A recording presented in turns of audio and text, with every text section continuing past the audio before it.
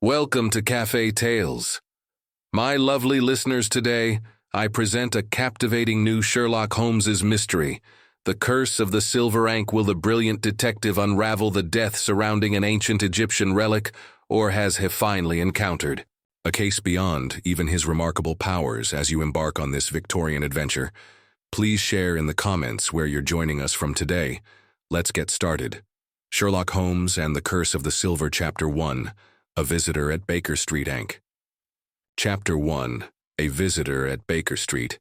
It was in the latter part of November, in that year of peculiar atmospheric disturbances, which I have elsewhere chronicled as the winter of the black fogs, when the singular case of the Silver Ankh was brought to the attention of my friend Mr. Sherlock Holmes.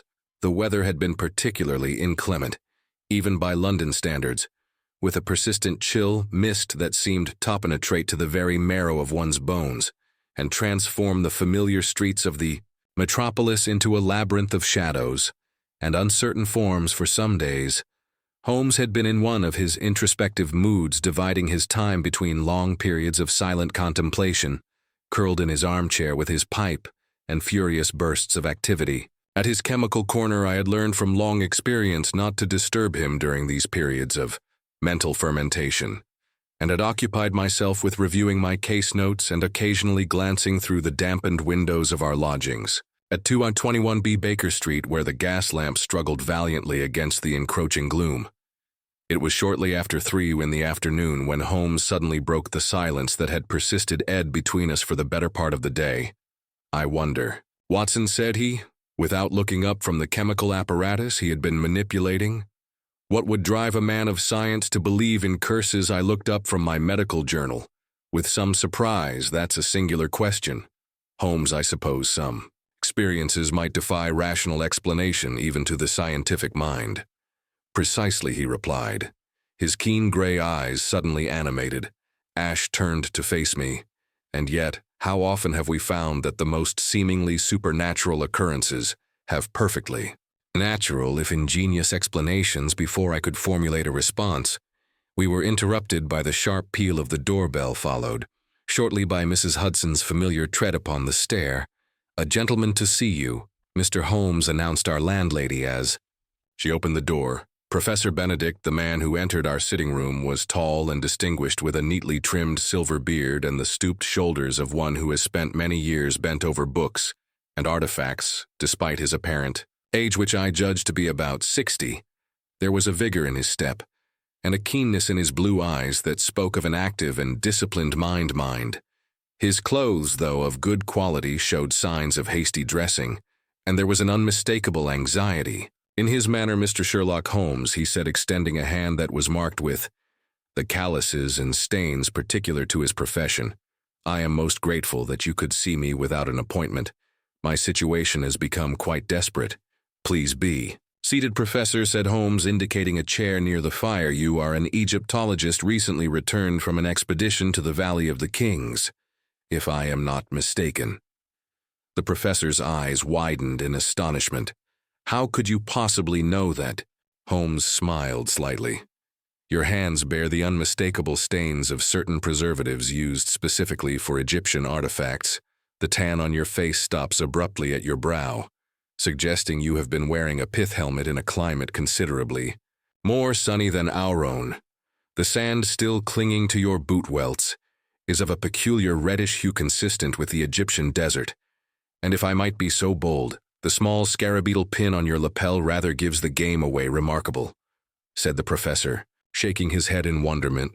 "You are everything they say you are, Mr. Holmes." "Yes, I returned 3 weeks ago from an excavation near Luxor, and since then, sir, I have become convinced that I am a marked man." "Marked in what way?" inquired Holmes, his fingertips pressed together in that familiar gesture of concentration.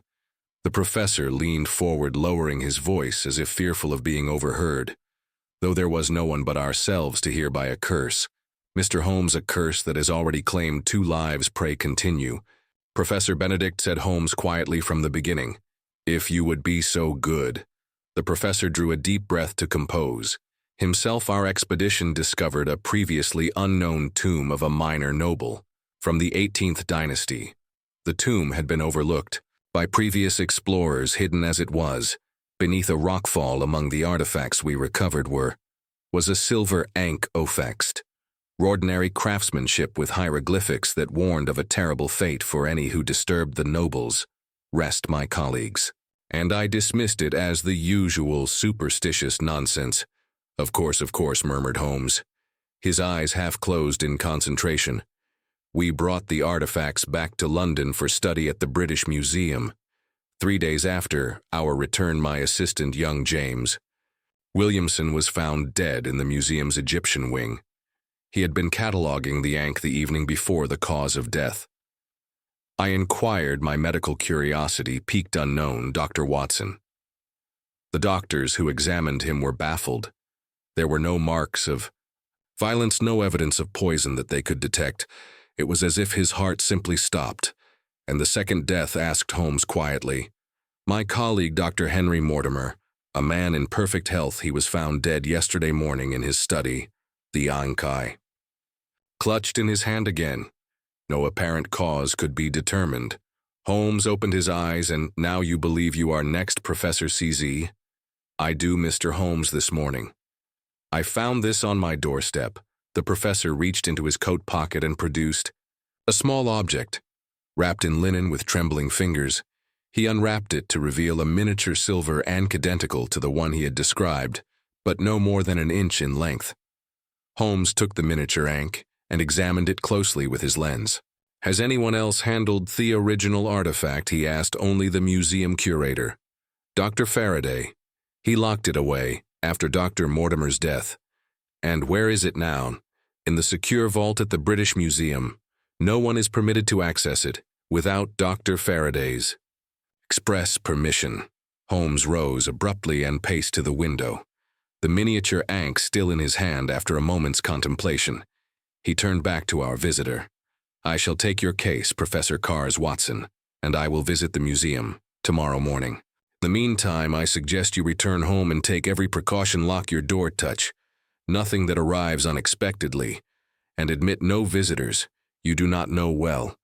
The relief that washed over the professor's features was palpable. Thank you, Mr. Holmes. I confess I felt somewhat foolish coming to you with talk of ancient curses, but I did not know where else to turn. There is no curse except that which dwells in the minds of men, Professor, said Holmes, handing back the miniature Ankh. Behind every superstition lies human agency and human motive. We shall find yours, I have no doubt. After the professor had departed, Holmes remained by the window, smoking thoughtfully as he gazed out into the fog-shrouded street.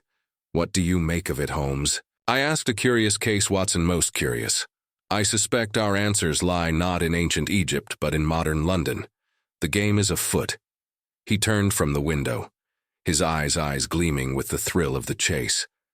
And now I believe I shall pay a visit to my brother Minecraft at the Diogenes Club. His knowledge of museum affairs might prove useful. Will you join me? With pleasure, I replied, already reaching for my coat and hat. Though I confess, Holmes, I find myself wondering if perhaps some mysteries do lie beyond the realm of science. Nonsense, my dear, Watson, said Holmes with a slight smile as he d on his hat. There is no riddle that cannot be solved by the application of logic and careful observation, even those that come wrapped in the trappings of ancient curses. As we stepped out into the fog-laden streets, I could not help but wonder if my friend's confidence might just this once be misplaced. The image of the silver Ankh and the professor's tale of mysterious deaths had left an impression upon my mind that not even Holmes's rational assurances could entirely dispel. Chapter 2. The British Museum. The following morning dawned clear and cold. A welcome respite from the previous day's dreary fog. Through the air retained that particular bite of a London winter that seems to penetrate even the warmest of garments. Holmes and I departed Baker Street shortly after breakfast, arriving at the imposing facade of the British Museum. As the clock was striking 10, we are expected, I believe, remarked Holmes to the attendant at the entrance, who nodded and directed us to an office in the East Wing. We were met there by Dr. Faraday, the curator of the Egyptian collection, a small, precise man with gold-rimmed spectacles perched upon a prominent nose and a perpetually worried expression that seemed to have deepened In recent days, his handshake was brief but firm, and he regarded us with a mixture of relief and apprehension. This business with Professor Care's expedition has been most distressing, he confided as he led us through the grand hallways with their echoing marble floors. The museum prides itself on scientific rigor. Mr. Holmes' talk of curses does us no credit and threatens to undo years of scholarly work dispelling such superstition. And yet 2 men are dead, Holmes remarked, his keen eyes taking in every detail of our surroundings, lingering occasionally on a display or a passing attendant.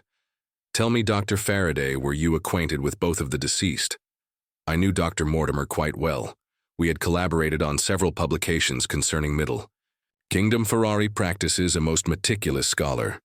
Young Williamson, I knew only by reputation, a promising scholar by all accounts, with a particular gift for translating the more obscure hieratic scripts. We had reached the Egyptian wing, where massive stone pharaohs and sphinxes gazed impassively down upon us from their plinths, their expressions as inscrutable now as they had been when first carved thousands of years ago.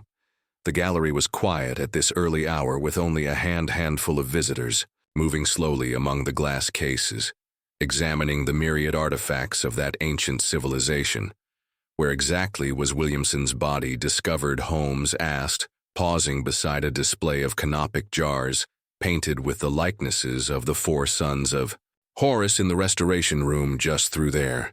Dr. Faraday pointed to an unobtrusive door at the end of the gallery, marked staff. Only in discreet gold lettering he had been working late, cataloging the new acquisitions from Professor Care's expedition. The night watchman Jennings found him at his desk when making his rounds at approximately 2 in the morning, and Thean was on the desk beside him, apparently undisturbed after the incident. I placed it in our secure vault, where it has remained except for when Dr. Mortimer requested to examine it. Holmes nodded thoughtfully. I should like to see this vault and the bank itself, if you please.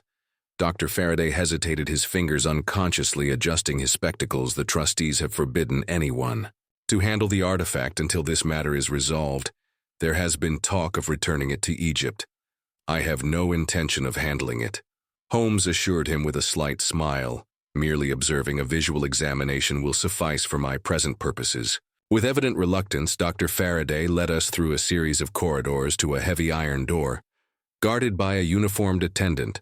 After exchanging a few words with the guard, he produced a ring of keys from his waistcoat pocket and unlocked the door, revealing a room lined with metal cabinets illuminated by electric lights, a modern innovation that had not yet reached many parts of London. Our most valuable items are kept here, when not on display, he explained, approaching one of the cabinets and, unlocking it with Asmaler key from the same ring from within, he withdrew a small wooden box inlaid with ivory, in an Egyptian motif. The silver Ankh of Amen-hotep, he announced, placing the box on a central table and opening it with great care. The artifact, resting on a bed of black velvet, was indeed remarkable. No more than 6 in length, the Ankh was crafted from what appeared to be solid silver, its surface covered with tiny hieroglyphics inlaid with small gemstones of lapis lazuli and carnauba that caught the light with an almost hypnotic gleam.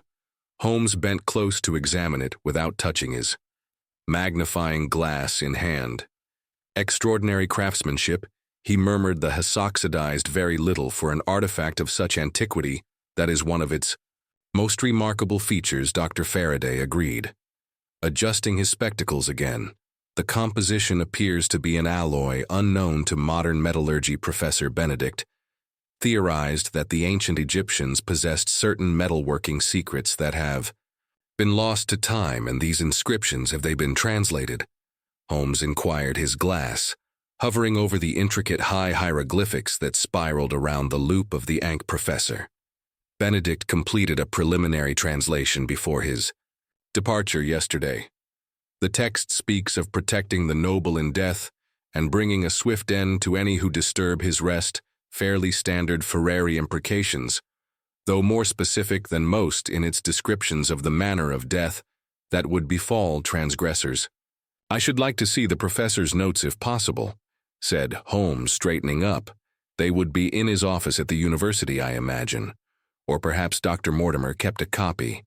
He was most interested in the linguistic aspects of the text Holmes closed. His eyes for a moment as if committing the Ankh's every detail to memory. "Thank you, Dr. Faraday. Now if you would be so good as to show us where young Williamson was." Found Dr. Faraday carefully returned the Ankh to its box and locked it away once more his movements betraying a certain nervousness that I had not observed previously. He led us back through the labyrinthine corridors to the door marked staff. Only that we had passed. Earlier, the restoration room was a large, well-lit space filled with tables covered in various artifacts in different stages of cleaning and repair. Several white-coated assistants looked up curiously as we entered but quickly returned to their work at a glance from Dr. Faraday.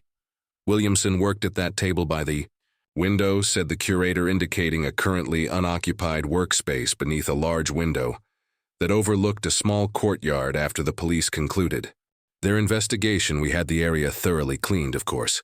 Holmes strode to the table and examined it closely, his fingers running lightly over its surface, then moved to the window and studied the view. "Who found the body precisely?" "Mr. Jennings, our night watchman. He makes his rounds every 2 hours and discovered the body at approximately 2 in the morning, and Williamson was known to work late frequently. He was most dedicated to his work. The Egyptian artifacts held a particular fascination. For him, were there any signs of forced entry that night? Any visitors recorded after hours?" Dr. Faraday shook his head. "None. The police were quite thorough in their investigation. The doors were all locked, the windows secured. No one entered or left the museum between the time when the last staff member departed at 7 and when Jennings found the body." Holmes turned from the window. "I should like to speak with this Mr. Jennings and with anyone else who was present in the museum that evening after interviewing." The night watchman, a stolid, reliable man of middle years who could add little to what we already knew, beyond confirming the time of his discovery and the undisturbed state of the room, and several other museum employees who had been among the last to leave that evening. Holmes declared himself satisfied for the moment. "Now, Watson, to Dr. Mortimer's residence," he said, as we stepped out into the pale November sunlight. "The pieces of this puzzle are scattered widely. I think, what your impression so far, Holmes?" I asked as we hailed a hansom cab. "That we are dealing with the most ingenious adversary," he replied, his eyes distant. Ash gazed up at the carved figures flanking the museum entrance. "One who has carefully crafted the appearance of a supernatural agency to conceal very earthly motives. You suspect murder? Then I suspect nothing as yet. What I merely observe and gather facts, but consider 2 men connected to an Egyptian artifact die under mysterious circumstances with no apparent cause. The remaining members of the expedition fear an ancient curse. It is almost theatrical." The cab deposited us at a handsome townhouse in Kensington, where we were received by Dr. Mortimer's housekeeper and Mrs. Bridges, who were still visibly distressed by the events of the previous day. "It was I who found him, sir," she told Holmes, dabbing at her eyes with a handkerchief, "sitting at his desk, as peaceful as you please, except that he was stoned. Dead, with that foreign trinket in his hand. Was usual for Dr. Mortimer to have museum artifacts at home?" Holmes inquired, his manner gentle but insistent. "No, sir, most unusual. He was very particular about such things. Was Dr. Mortimer said they belong to the public, not in private homes yet. The Ankh was here. Did he mention receiving it or fetching it from the museum?" "Not to me, sir, but he did have a visitor the evening before." Holmes's eyebrows rose. "Indeed, who was this visitor?" "I couldn't say, sir. A gentleman well dressed. I showed him into the study and was dismissed. He stayed about an hour. Can you describe him?" Mrs. Bridges frowned in concentration. Tall, with a beard, foreign-looking, I thought, but it was dark and I didn't see him clearly.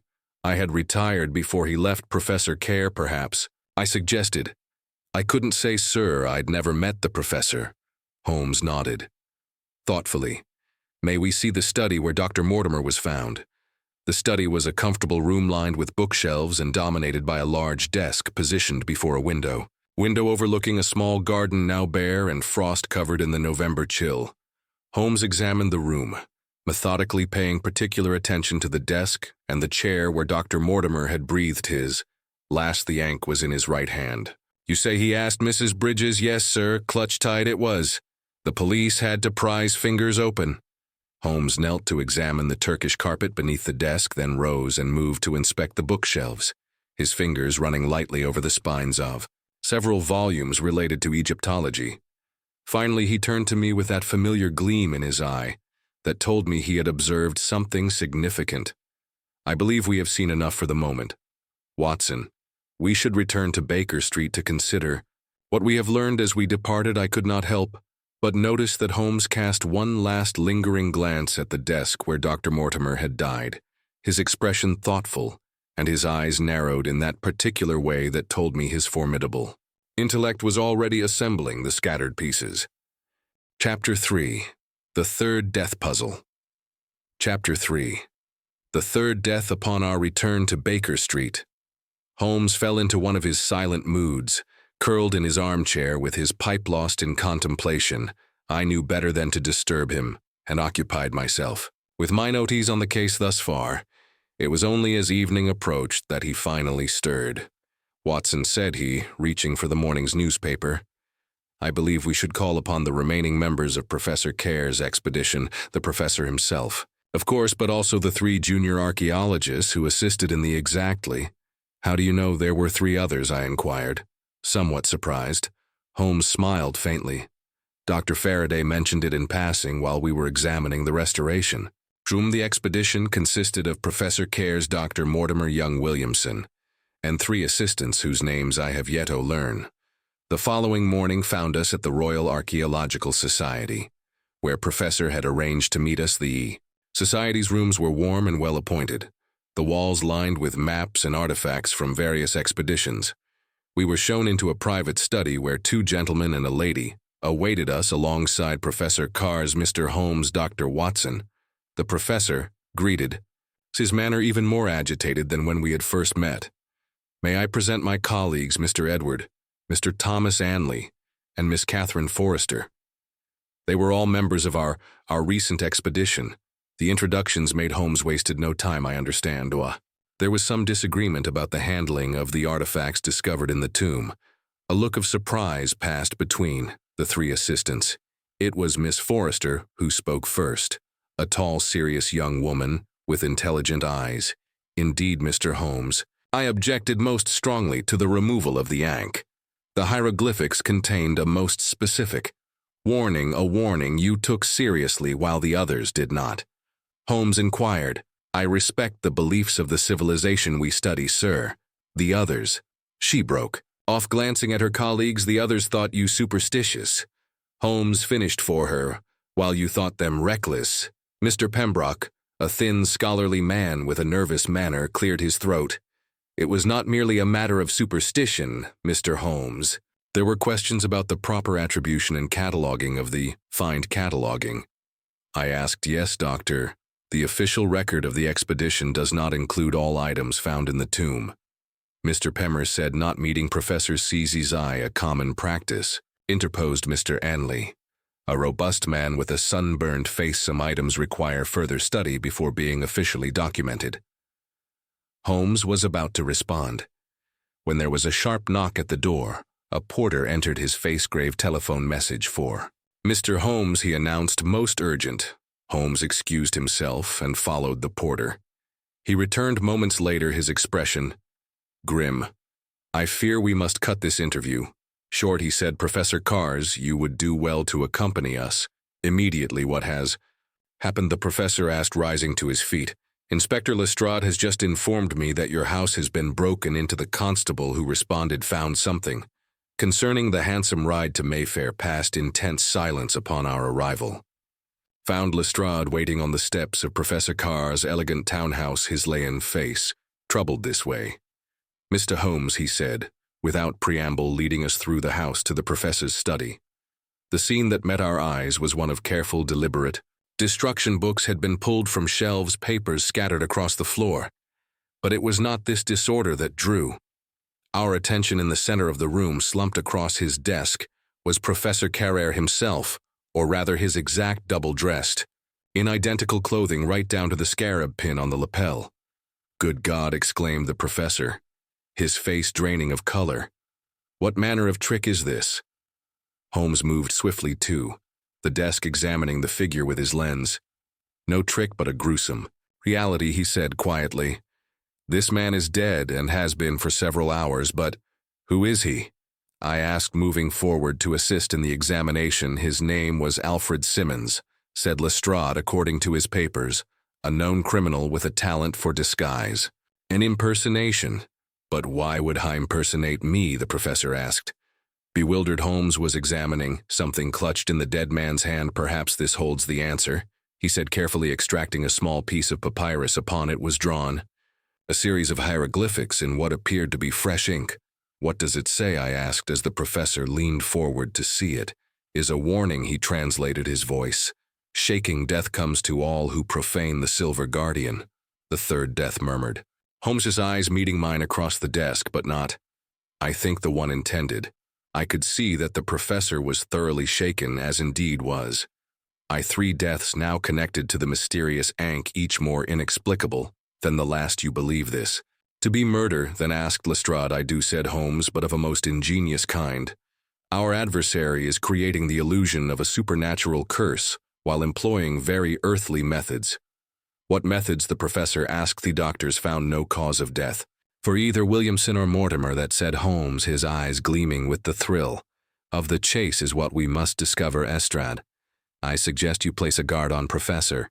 It appears that the impersonator was meant to replace him, which suggests that the professor himself is indeed marked for death, as Wed parted, leaving Lestrade to arrange protection for the professor.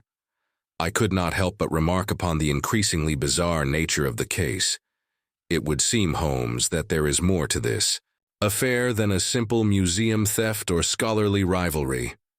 Indeed, Watson, we are dealing with a mind of remarkable king, one who employs ancient superstitions to mask modern crimes, but every criminal, no matter how clever, leaves traces of his work. We shall find this one soon enough. Yet despite my friend's confidence, I could not shake the feeling that we were confronting something beyond our understanding, something that, in the words of the ancient warning, brought death to all who disturbed. Chapter 4. The Widow's Telltale.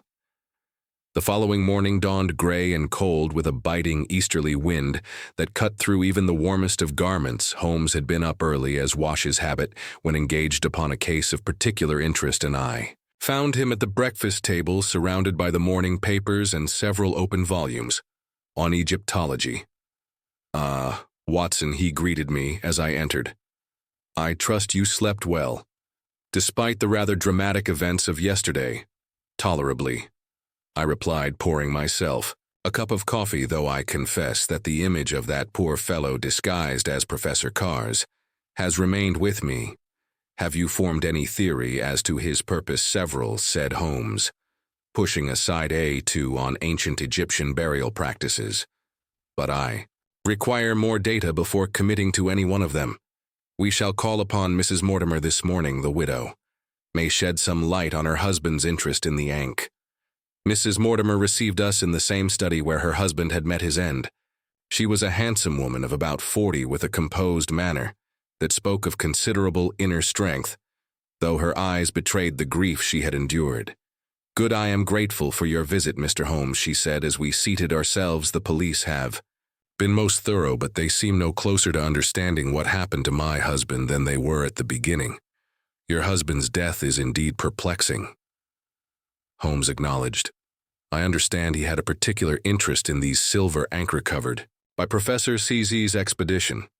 Henry was fated by it. She confirmed he believed it to be of unique historical significance. Beyond its obvious value as an artifact, in what way? Holmes inquired, leaning forward with interest. Mrs. Mortimer hesitated, her fingers smoothing the fabric of her morning dress. I am not certain. I should say Henry became most secretive about his work in those final days, but I believe it had something to do with the hieroglyphics upon the Ankh. Spent several nights translating them, consulting obscure reference works. She rose and crossed to a small writing desk in the corner. This was among his papers. Perhaps it will be of use to you. She handed Holmes a folded sheet of paper covered in Dr. Mortimer's precise handwriting. Holmes examined it carefully, then passed it to me. It appeared to be a partial translation, of hieroglyphics with numerous annotations and question marks. The guardian of the chamber reveals, the path to the next word is unclear. I read what chamber? Could this refer to that was what Henry was attempting to discover? Said Mrs. Mortimer, he believed the Ankh was more than a mere Ferrari object, that it contained directions to something of great value. Did he share these theories with Professor Carrs or the others? Holmes asked. Not entirely. There was some disagreement among the expedition members. Henry felt that certain discoveries should be reported immediately to the Egyptian authorities, while others were more interested in bringing everything back to England for study. I see, murmured Holmes. Mrs. Mortimer, your husband had a visitor the evening before his death. Did he mention who this might have been? A shadow passed across her face. He did not. I was visiting my sister in Kent that night when I returned the following morning. Her voice faltered. But Henry had been receiving strange messages in the days before, notes delivered by hand with no sender identified. Have you preserved any of these messages? Only one. The others had destroyed. She crossed to the desk again and withdrew a small envelope from a drawer. This arrived the day before he died.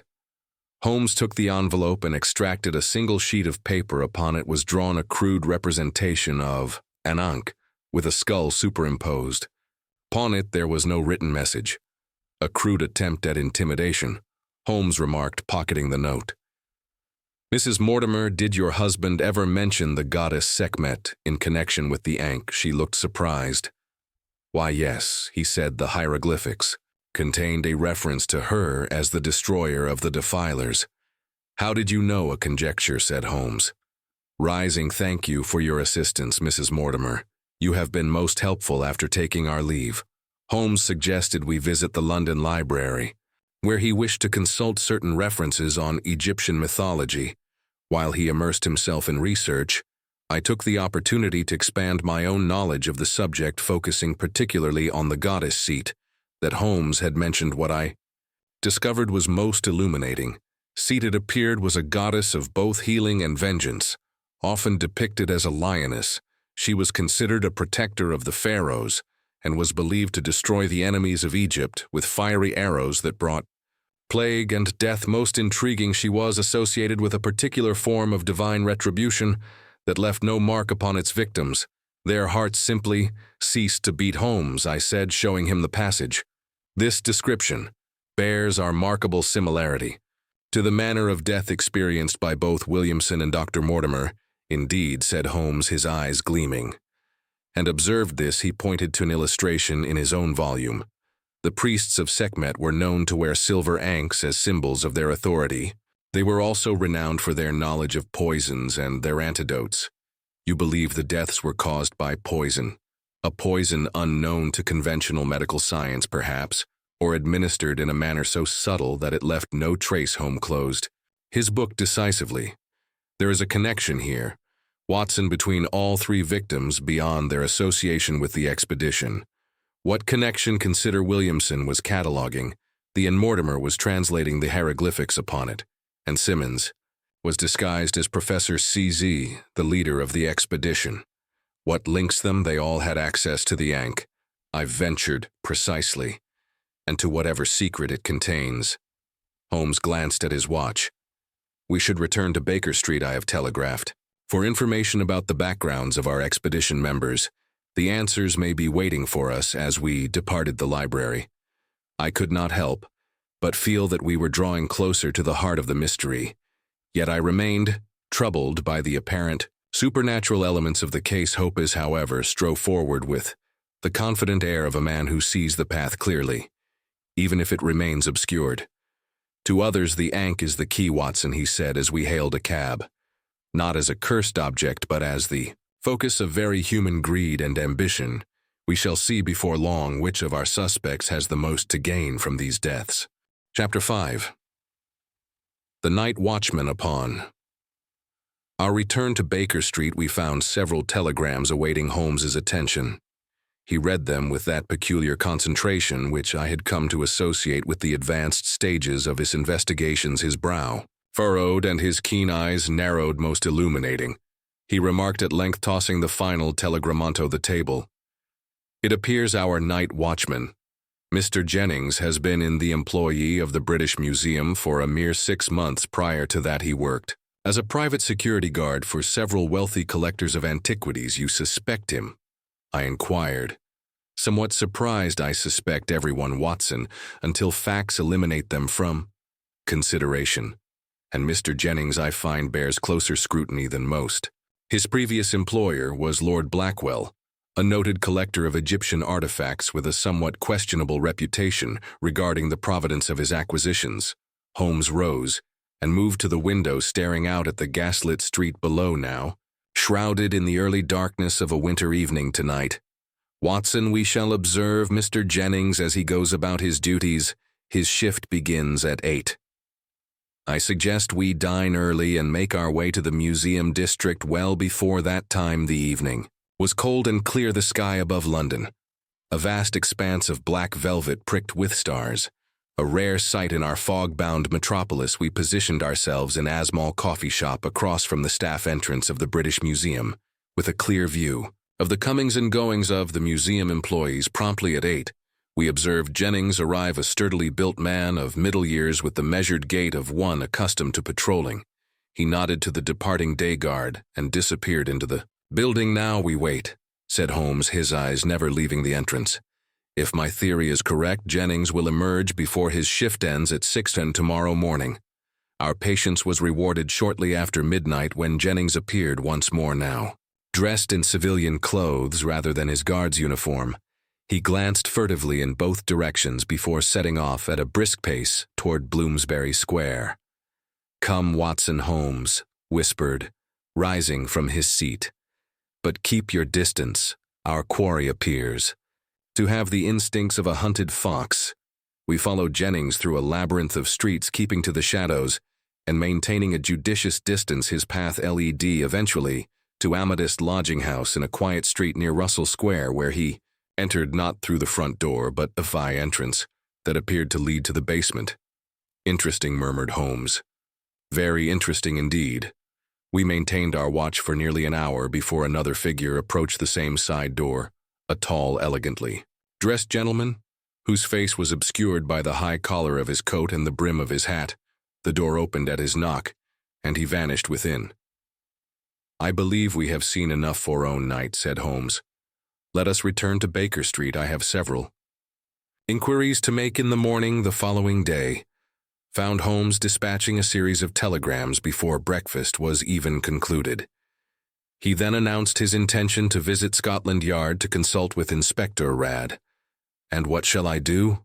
I inquired. "I should be most grateful if you would return to the British Museum. Watson, keep our friend Dr. Faraday engaged in conversation regarding the security of the Egyptian collection. Pay particular attention to his knowledge of the night watchman's schedule." On responsibilities, I duly made my way to the museum, where I found Dr. Faraday in a state of considerable agitation. The news of Simmons's death, disguised as Professor Carrere, had reached the institution, and there was much nervous speculation among the staff. "It is most disturbing. Dr. Watson Faraday confined Ed as he showed me there, sent additions to the Egyptian gallery.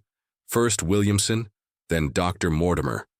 Now this impostor, and all connected to our unfortunate Ankh. The police believe the deaths to be the work of human agency, not supernatural forces." I assured him, Of course, he said quickly, "but you must admit the circumstances are most unusual.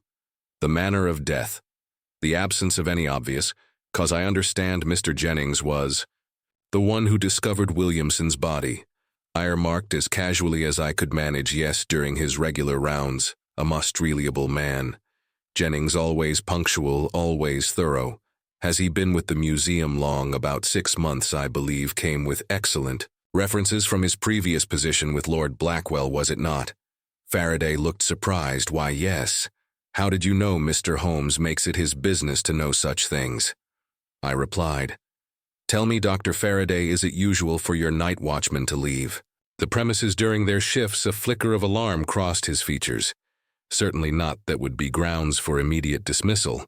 "Are you suggesting that Jennings?" "I merely ask out of curiosity." I assured him security procedures interest me When I reported this conversation to Holmes upon his return from Scotland Yard, he listened with evident satisfaction. "Excellent, Watson. You have confirmed my suspicions. Jennings is not what he appears to be. Lestrade has provided me with some additional information that may be of interest. It seems that Lord Blackwell is currently in Egypt, but his private secretary, a Mr. Graves, is known to reside near Russell Square, the visitor to the lodging house almost certainly. And there is more before his employment with the museum. Jennings worked briefly for a pharmaceutical company specializing in exotic botanicals, many sourced from North Africa. You believe he has knowledge of poisons. It is a possibility we cannot discount," said Holmes, filling his pipe with his favored shag tobacco. "But the true question is, what is Jennings's role in our drama?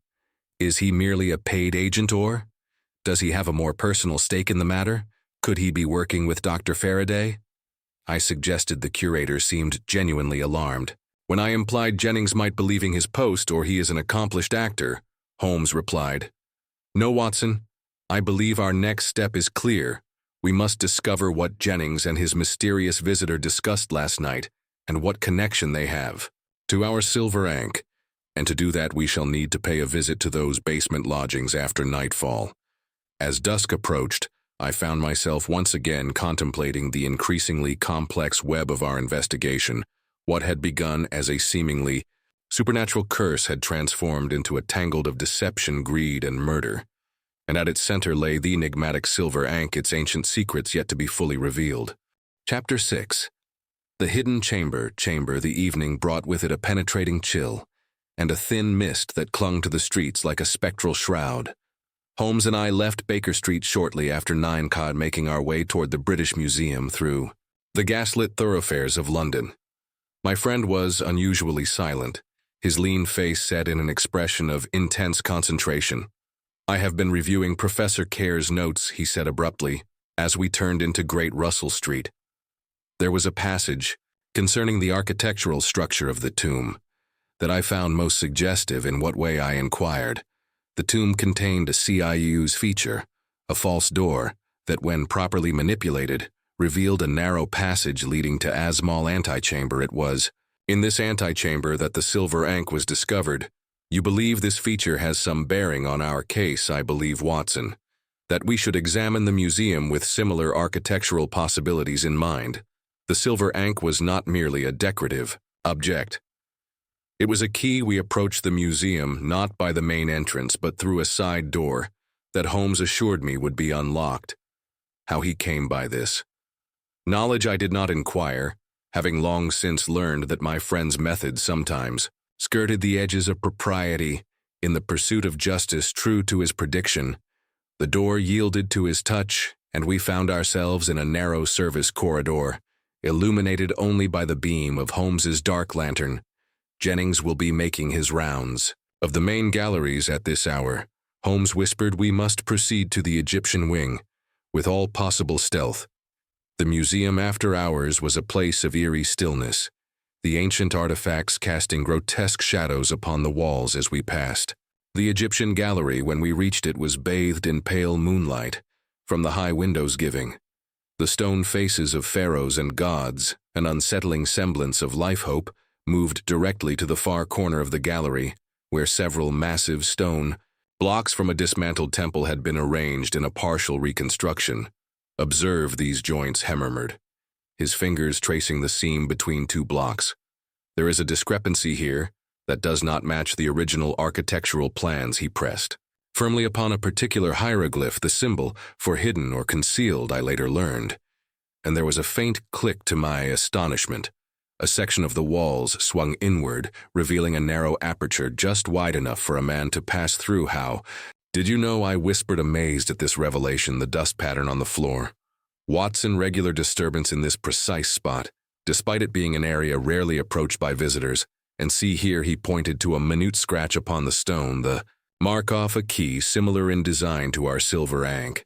The passage beyond was narrow, and descended via a short flight of steps to a small chamber fitted with electric lights, a jarringly modern touch.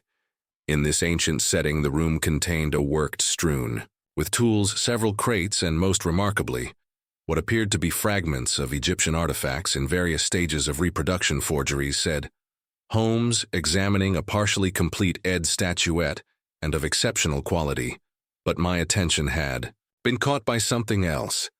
A large chart pinned to the wall depicting what appeared to be the layout of a tomb, with numerous annotations in a cramped scholarly hand. Holmes, I said, look at this. Could it be the true find of Professor Carr's expedition? Holmes finished studying the chart intently. Not the tomb of a minor noble, but if I'm not mistaken, the burial site of one of Ramses These's favorite architects, a man rumored to have been informed with plans of certain hidden chambers in the Great Pyramid. Itself, such information would be of incalculable value. I remarked to archaeologists and scholars, certainly, but also to those who seek treasures, yet undiscovered. Holmes continued his examination of the room, opening drawers and inspecting their contents, with methodical precision. Ah, what have we here from a locked cabinet which yielded readily to his skill with lockpicks? He withdrew a small leather-bound journal, opening it, and nodded with satisfaction. Dr. Mortimer's private expedition diary, not the official one, submitted to the Royal Archaeological Society. Listen to this entry. C insists we withhold the tomb plans from the official report. F agrees, citing concerns about treasure hunters. But I suspect his motives are far from academic. The Ankh is the key to more than just the antechamber. It contains directions to the architect's greatest secret. C would be Professor, I said. But who is F. Faraday? Said Holmes grimly. Our museum curator has been playing a deeper game than we realized. Further exploration of the hidden chamber revealed a small safe concealed behind a stack of crates. Holmes applied his ear to it and delicately manipulated the dial. Simple, he murmured as the door swung open. Within lay several items, a small wooden box similar to the one that had contained the silver Ankh, a packet of letters, and a glass vial containing a fine greenish powder. Holmes carefully unstoppered the vial and wafted a minute portion of its contents toward his nose, then hastily resealed it as I suspected. Said an extract of a rare Egyptian plant mentioned in certain obscure papias, the breath of Set. When properly prepared, it induces a swift and virtually undetectable cardiac arrest, the poison used on Williamson and Mort. I said, the pieces falling into place and intended for Professor as well. Though that plan went awry with the death of Simmons. Holmes pocketed the vial carefully. This is the evidence we need, Watson. But there is more to this puzzle than simple murder for academic glory or financial gain. A sudden noise from above made us both freeze. The distinctive sound of footsteps crossed the gallery floor directly over our heads. Jennings making his rounds. Holmes whispered, we must. But he was interrupted by a second set of footsteps, lighter and more hurried, followed by the murmur of voices, one Jennings's gruff tones, the other higher and more refined. It seems our curator has joined the night watchman. Holmes breathed. This grows more interesting by the moment. We must observe their meeting, but with extreme caution. The stakes of our game have just been considerably raised.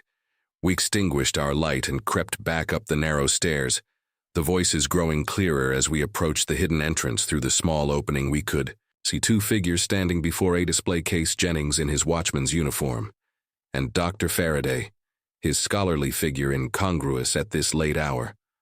What we overheard in their hushed conversation confirmed Holmes's suspicions and revealed the full extent of a conspiracy that had already claimed 3 lives and threatened to take more before the night was through. Chapter 7. The trap is set. Holmes and I remained motionless in the darkened passage, straining to catch every word of the conversation between Jennings and Dr. Faraday. The professor is under police protection, Jennings was saying, his voice a harsh whisper. We cannot reach him. Asplan. This is most unfortunate, replied Dr. Faraday, adjusting his spectacles nervously. Without Carstairs, we cannot complete the translation of the tomb plans. The final hieroglyphic sequence requires his expertise. Perhaps we should approach him openly, offer him a share. Dr. Faraday gave a contemptuous snort. After eliminating his colleagues, the man is not a fool. Jennings, no, we must find another way. Their voices faded as they moved away from our hiding place. Holmes signaled for silence until we were certain they had left the gallery. Only then did he permit us to emerge from the hidden chamber, carefully securing its entrance. "Behind us, we must leave immediately," he whispered. "I have heard enough to confirm my suspicions, but we require additional evidence before confronting our criminals." We made our way back through the silent museum without incident, though at one point we were forced to conceal ourselves behind a massive sarcophagus as Jennings passed it on. His rounds once safely outside, Holmes's pace quickened, his energy seeming to increase with each stride to Scotland Yard. "Watson," he announced as we reached the street, "Lestrade should hear what we have discovered without delay." Inspector Lestrade received us in his office despite the late hour, his lean, ferret-like face alert, despite signs of interrupted sleep. "You have news, Mr. Holmes," he inquired, motioning us to seats. "More than news, Lestrade believe. I can now explain the deaths connected to the silver Ankh, and what's more, I can identify the responsible parties." Holmes proceeded to outline our discoveries in the hidden chamber, producing the vial of poison as evidence. "Most remarkable," said Lestrade when Holmes had finished. "But how do you propose to prove that this particular poison was used in the murders? And what of the motive? Surely these men haven't committed multiple murders, merely to sell forged antiquities. The forgeries are but a small part of their enterprise." Holmes replied, "The true prize is the information contained in the tomb, plans the location of undiscovered chambers in the Great Pyramid that may contain treasures of inestimable value. As for proving the use of this poison, I know how it was administered, but to demonstrate that will require a certain theatrical touch." A slow smile spread across Holmes's face, a look I knew well and one that often preceded his most daring stratagems. "I propose to set a trap, Loredone, that will draw our culprits into the open and provide incontrovertible proof of their guilt." The following morning, Holmes spent several hours composing and dispatching telegrams. When I inquired as to their purpose, he merely smiled and suggested I make myself comfortable, as we had an appointment at the British Museum that afternoon. "I have informed Dr. Faraday that I wish to examine the silver Ankh once more," he explained as we rode in a hansom toward the museum. I hinted that I had made a significant discovery regarding its properties. "One that might explain the mysterious deaths. Is that not dangerous?" I asked, concerned if Faraday suspects you know too much. "Precisely the point, Watson. I wish him to believe I am on the verge of exposing him, but without concrete evidence his only recourse will be to eliminate me as he did the others." "Home," I exclaimed, "you cannot seriously intend to offer yourself as bait to a murderer." "Have no fear, my dear fellow. I have taken certain precautions. Lestrade and two of his most trusted men will be stationed nearby, disguised as museum visitors, and you, Watson, will be armed and vigilant." Despite my protests, Holmes would not be dissuaded by Threadall.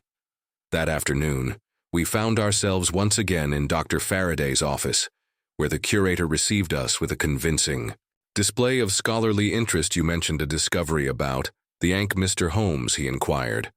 After the usual pleasantries had been exchanged. "Indeed," replied Holmes, leaning forward with an air of confidentiality. "I believe I have determined how it was used as an instrument of death." Faraday's hand, which had been adjusting his spectacles, froze momentarily. "An instrument of death? I don't understand." "Come now, Dr. Faraday. The silver Ankh is more than a mere artifactor, even a key to hidden treasures. It is also a most ingenious device for delivering poison." Holmes held up the curator's own magnifying glass. "May I?" With visible reluctance, Faraday led us to the secure vault where the Ankh was kept as he unlocked the cabinet. I positioned myself near the doctor, my hand resting on the revolver in my pocket. Holmes examined the Ankh closely, then looked up at Faraday with a triumphant smile. "Just as I suspected, most cleverly designed. I wonder, Dr. Faraday, if you would be willing to handle it yourself. I've theory about its mechanism that requires demonstration."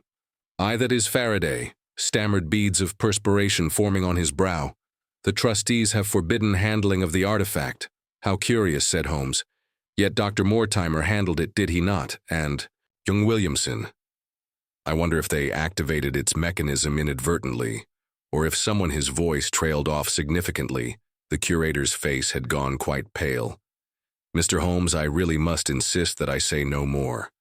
Holmes finished for him too late for, that I fear I have already shared my findings with Inspector Lestrade.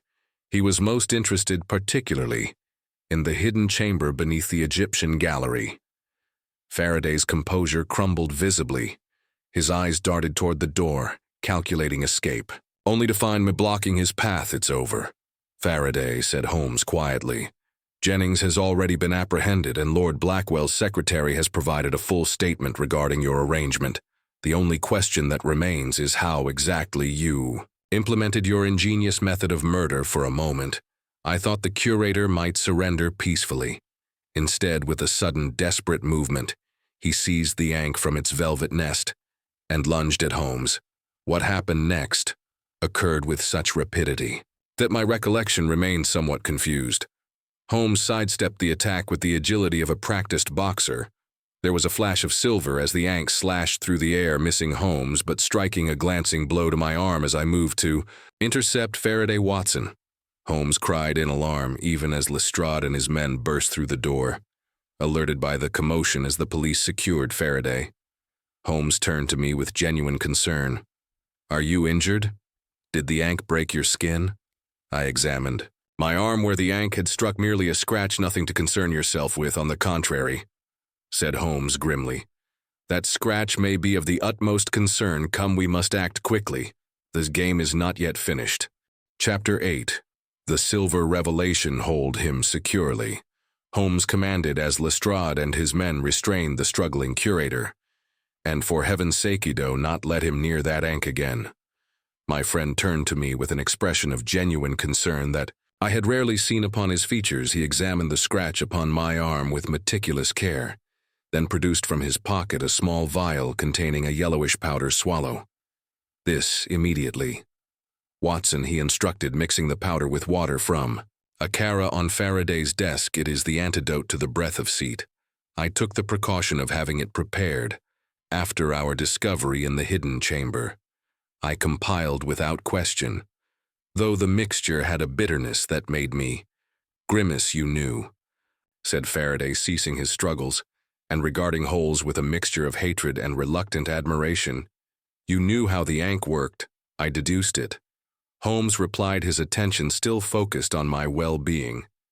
A most ingenious device, though hardly of ancient origin. The Ankh's hollow stem contains a reservoir of poison, and its crosspiece conceals a mechanism for delivering it through microscopic channels in the metal.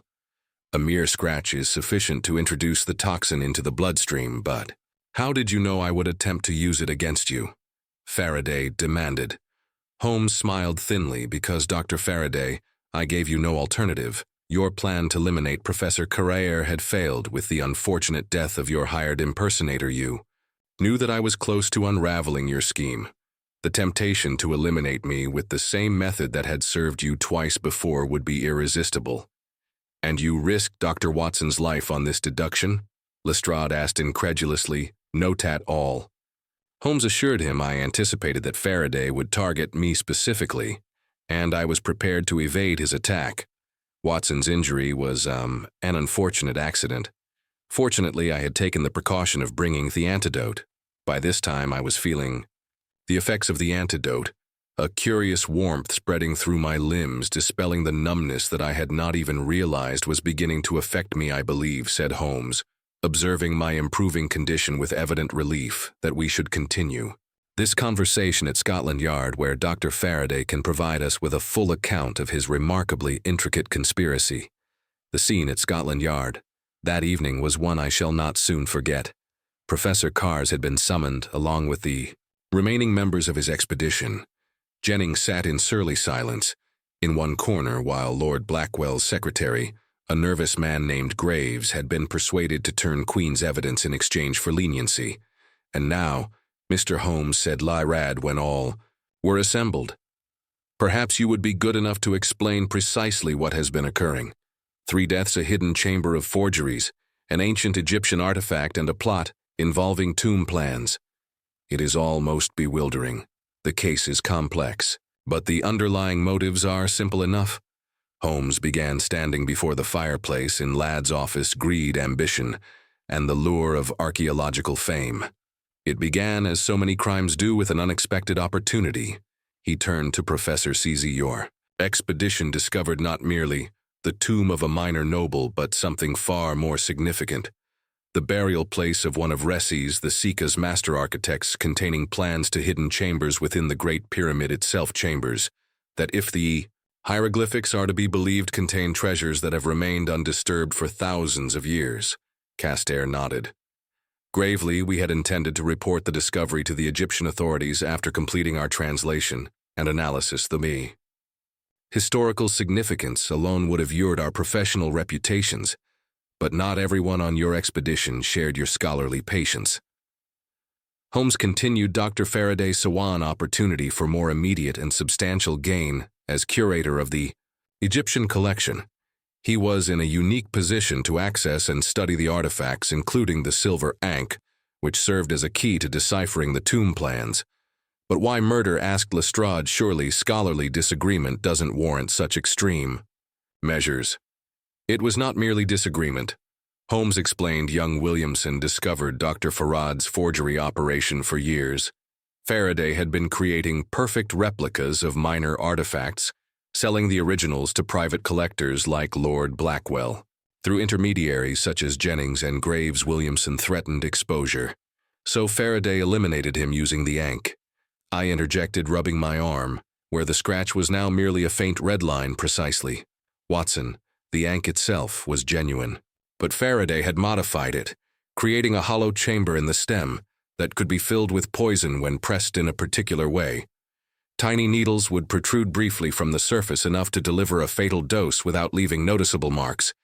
And Dr. Mortimer, asked Professor, had begun to suspect Faraday's involvement in Williamson's death. He had also made significant progress in translating the tomb plans without sharing his findings with Faraday. He became the second victim again, with the Ankh as the murder weapon, the imposter who died in my study. Simmons, was it? The professor inquired. That was an error in execution. Holmes replied. Farad had hired Simmons to impersonate you, intending to replace you temporarily, to gain access to your notes and translations. Something went wrong. Perhaps Simmons became greedy or threatened exposure, and Faraday eliminated him as well.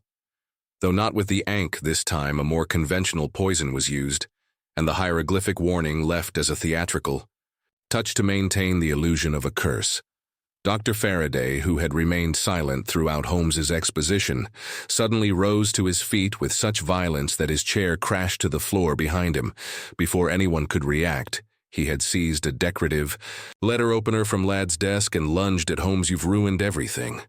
He snarled, his scholarly demeanor completely vanished. Years of planning a fortune within my grasp. I moved to intercept him, but Holmes was faster, with a swift sidestep, a precise blow that I recognized from his days in the boxing ring.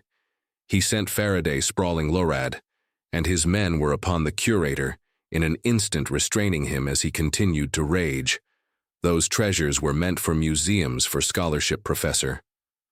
CZ exclaimed, visibly shaken by the curator transformation. They were meant for me, Faraday shouted, struggling against the handcuffs being applied to his wrists. I spent my life cataloging other men's discoveries, preserving other men's treasures. This was to be my legacy, my fortune. Your legacy will be rather different, I fear, said Holmes. Coldly, 3 deaths and a conspiracy to plunder archaeological treasures. The courts take a dim view of such enterprises as Faraday was led away, still hurling invective. Holmes turned to Professor CZ. I would suggest, Professor, that the silver Ankh be returned to Egypt. Along with the tomb plans, some treasures are perhaps best left undisturbed. Later that evening, as Holmes and I sat before the fire at Baker Street, I reflected on the curious case that had begun with talk of ancient curses and ended with the all-too modern motives of greed and ambition. It is remarkable, Holmes, I observed, how Faraday used the superstitions surrounding the Ankh to conceal his very methodical murders. The oldest deception, Watson hiding them. Undane beneath the mystical people are so willing to believe in curses and supernatural vengeance that they overlook the human hand guiding events. Holmes tamped fresh tobacco into his pipe. Though I must admit the Ankh itself was a device of diabolical ingenuity, Had you not received the antidote? Promptly, he left the sentence unfinished, but I understood his meaning well enough. Once again, my friend's foresight and deductive reasoning had not merely solved a complex mystery but had saved lives, including quite possibly my own. To think, I mused, that an artifact meant to symbolize life could be transformed into such an effective instrument of death, a fitting metaphor for the case. Itself, replied Holmes, his eyes reflecting the dancing flames of the fire. The promise of discovering ancient secrets led to decidedly modern crimes. The silver ankh remains in its way, a symbol of both life and death, much as it was for the ancient Egyptians themselves.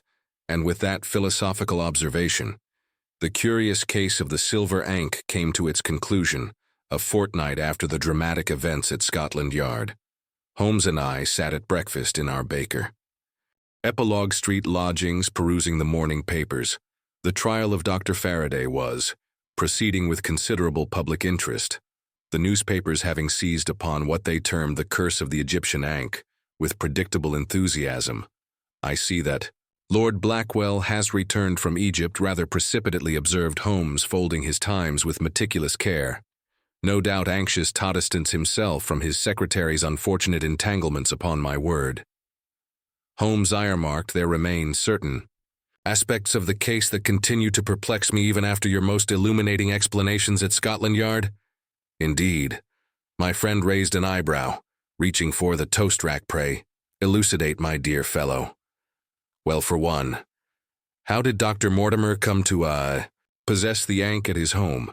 I had understood it to be secured in the museum vault. Holmes buttered his toast with characteristic precision.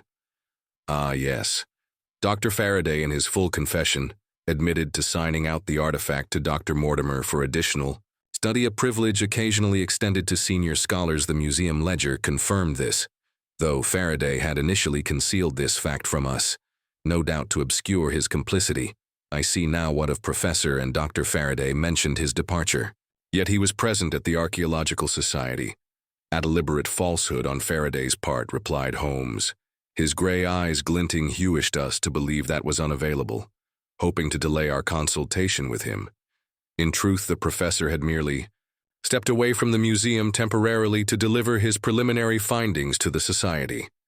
I nodded, recalling another curiosity, and Simmons, the unfortunate impostor you mentioned at Scotland Yard, that he was not killed by the ankh poison indeed. Not the forensic examination completed after our confrontation with Faraday revealed traces of a more conventional toxin, price acid. Faraday admitted employing different means for Simmons, as he feared using the ankh too frequently might draw attention to the specific mechanism of death. Most ingenious, I murmured. And the antidote you administered to me, its yellowish hue differed from the greenish powder we discovered. Holmes set down his cup with deliberate care. The breath of ceet is transformed. In color, when processed for use, the raw material appears green, while the antidote derived from the same plant, but treated differently, presents as yellow adetail. I gleaned from Dr. Mortimer's private notes, which fortuitously included research on historical Egypt antidotes. A comfortable silence fell between us, broken only by the crackling of the fire and the distant sounds of Baker Street beyond our windows. I must say, Holes, I ventured. After a moment, Inspector Lestrade conducted himself with remarkable efficiency throughout his timely intervention in the museum vault. May well have saved both our lives. Lestrade has his qualities, Holmes conceded with uncharacteristic generosity, though I might wish for greater acuity of mind. One cannot fault his dedication. His men had surrounded the room at my signal, bursting in precisely as Faraday made his desperate lunge. Their restraint of the good doctor was somewhat clumsy but effective, and Mrs. Bridges, she spoke as though she had discovered Dr. Mortimer's body only the previous day, when in fact it had been 2 days prior. Holmes finished for me. The poor woman was quite distraught. Watson, grief has a curious effect upon one's perception of time in her distressed state. The discovery seemed as immediate as if it had just occurred. Nodded, satisfied with these explanations. It is a comfort to know that Professor followed your advice regarding the tomb plans. Indeed, The plans and the Ankh have been returned to Cairo, where they shall remain under the auspices of the Egyptian Antiquities Service. Some secrets, as I remarked at the time, are perhaps best left to their ancient guardians. Holmes rose and moved to the window, his tall, lean figure silhouetted against the morning light. The Silver Ankh has claimed its final victim in Dr. Faraday, a man who sought to twist an ancient symbol of life to serve death only to find himself entangled in the very web he wove. A fitting for the case, I observed, and a reminder, my dear Watson said. Holmes, turning from the window with a slight smile, that while ancient curses may belong to the realm of superstition, the human capacity for ingenious villainy remains eternally modern. Thank you for tuning in. I hope you enjoyed the story. Please subscribe to the channel. Your support keeps me motivated to continue sharing these classic detective stories. Thank you.